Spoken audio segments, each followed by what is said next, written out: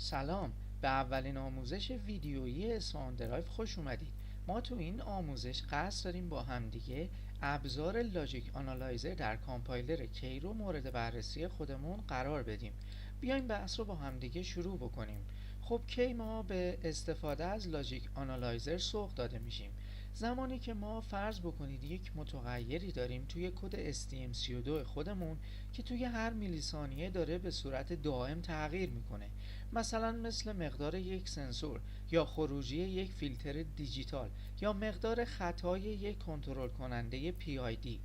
توی این حالتها ابزارهای سنتی که شامل بریک پوینت و یا استفاده از پرینتف از طریق واحد جانبی یوزارت شکست میخوره. خب چرا؟ توی استفاده از بریک پوینت کل سیستم ما متوقف میشه. این کار برای یک سیستم زمان واقعی و یک اپلیکیشنی مثل موتور کنترل فاجعه باره. چرا؟ شما تصور بکنید که یک موتور داره به صورت سنسورلس میچرخه.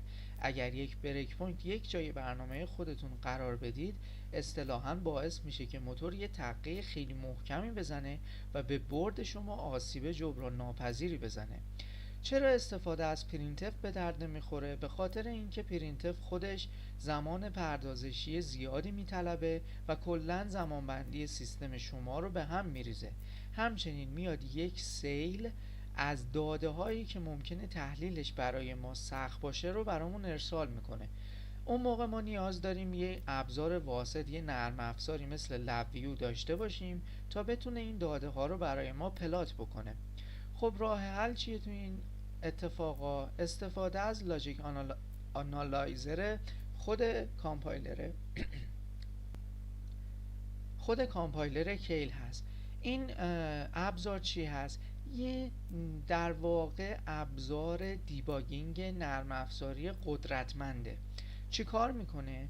میاد آدرس متغیر توی حافظه رم رو مانیتور میکنه در زمانی که کد در حالت اجرا هستش و میاد مقدار اون رو به صورت گرافیکی در طول زمان رسم میکنه.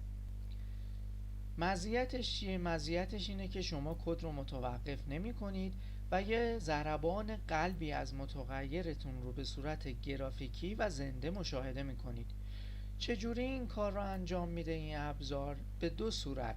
یه حالت پولینگ یا اصطلاحاً روش آهسته هست که اینجا خود دیباگر کیل میاد به صورت تناوبی مقدار متغیر رو از رم میخونه برای کاربردهای مناسبه که متغیرها با نرخ آهسته‌ای در واقع تغییر میکنن.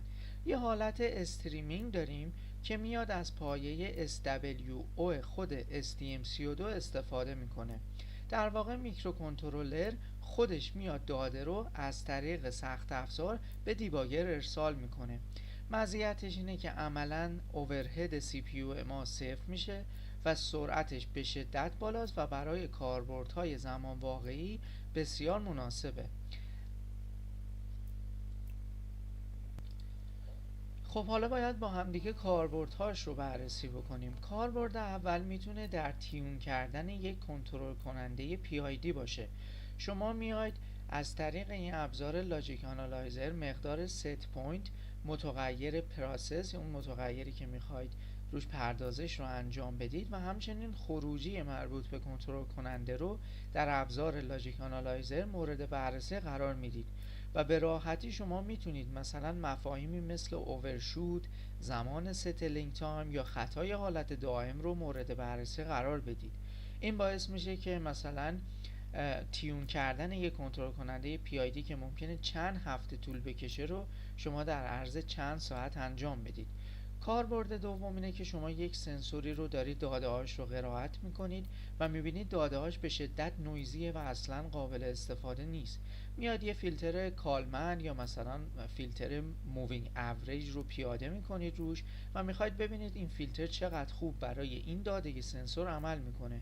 خب شما میاد متغیر خام سنسور و متغیر فیلتر شده رو نمایش میدید و متوجه میشید کارایی فیلترتون چقدر هست. حالت بعدی حالتی هست که شما میخواید ماشین حالت سیستمی که کدش رو نوشتید رو مورد بررسی قرار بدید. مثلا میخواید ببینید که چرا توی حالت مثلا استیت کانکتینگ گیر افتادیم. یا چه زمانی توی این حالت گیر افتادیم. شما کافیه که بیاید متغیر حالت خودتون رو که یک عدده توی لاجیک آنالایزر نشونش بدید و بفهمید که در چه حالتی و در چه مدت زمانی برنامه شما داشته عمل میکرده. یه حالت دیگه اینه که خیلی جالبه، شما میتونید زمان اجرای یه بخشی از برنامه‌تون رو به دست بیارید. روش شما میاید ابتدای برنامه اون قسمتی که میخواید زمان اندازه‌گیریش رو در واقع اندازه بگیرید، یه متغیری رو 1 میکنید.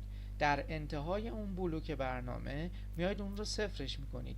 یک شکل موج مربعی به ما میده که زمان 1 بودن اون در واقع زمان اجرای برنامه ما هست.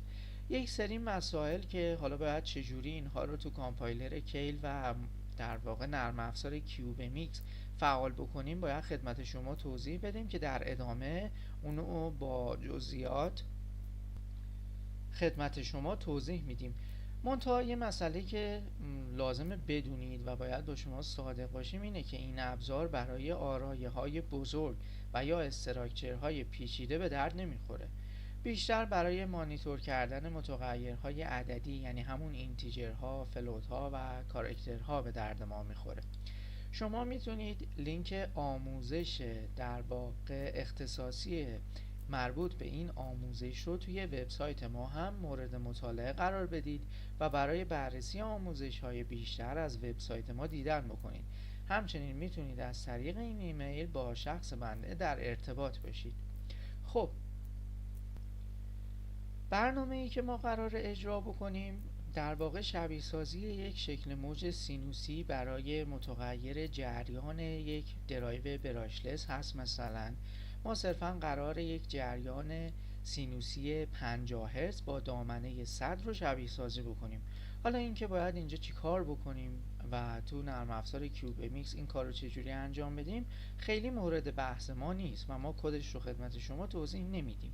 اما برای فعال کردن بخش تریس یا استفاده از لاجیک آنالایزر ما باید یک کاری رو انجام بدیم. اگر ما به قسمت سیستم توی قسمت سیستم کور مراجعه بکنیم، از قسمت دیباگ به جای سریال وایر که غالبا اون رو انتخاب میکنیم گزینه تریس آسینکرونوس SW رو انتخاب میکنیم. بعد از این که پروژه رو جنریت بکنید حالا میریم سراغ نرم افزار کیل. عرض کردم ما قراره حالا بیایم یک شکل موج با دامنه 100 فرکانس 50 و نرخ نمونه برداری 1000 هرتز یا اصطلاحاً 1 کیلوهرتز رو با هم دیگه داشته باشیم و اون رو در نرم افزار خودمون و لاجیک آنالایزر خدمت شما رسمش بکنیم. خب چجوری باید این کار رو انجام بدیم؟ من ابتداعاً میام روی نام پروژه خودم کلیک راست میکنم، گزینه Options for Target انتخاب میشه. از قسمت دیباگ و از این قسمت ستینگ میایم وارد منوی تریس میشیم. گزینه تریس انیبل رو تیکش رو فعال میکنیم. سایر پارامترها رو تو حالت دیفالت قرار میدیم. تنها نکته ای که وجود داره اینه که فرکانسی که اینجا وجود داره با فرکانس میکرو ما باید برابر باشه، 72 مگ و این سمت هم 72 مگ است. اوکی میکنیم و پنجره مربوطه رو میبندیم. برنامه رو به حالت دیباگ میبریم. بیایم منتظر بمونیم. خب حالا میخوایم متغیر خودمون که اینجا مثلا متغیر جریان فاز یو هست رو میخوایم نمایش بدیم. این کار رو چجوری انجام بدیم؟ میتونیم از طریق ویو گزینه آنالیسیس ویندوز لاجیک آنالایزر رو انتخاب بکنیم. این پنجره برای ما باز میشه. از طریق منوی ستاپ من اگر این گزینه نیو رو بزنم اسم متغیر خودم که من اینجا کار یو قرارش داده بودم رو وارد میکنم. با انتخاب این متغیر مقدار ماکسیموم و مینیمومی که متغیر ما میتونه بگیره رو وارد میکنیم. خب اینجا مقدارش میتونه 110 و مثلا منفی 110 باشه چون گفتیم دامنش قرار 100 باشه. از طریق گزینه کلوز اون رو میبندیم. خب کافیه برنامه رو اجرا بکنیم. شکل موج برای ما به زیبایی در واقع به نمایش در میاد.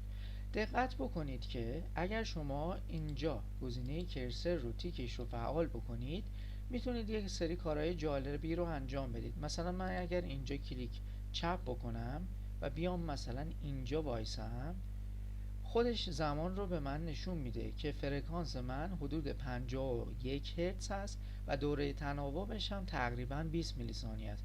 یعنی دقیقا همون چیزی که اون قسمت هم ما داشتیم.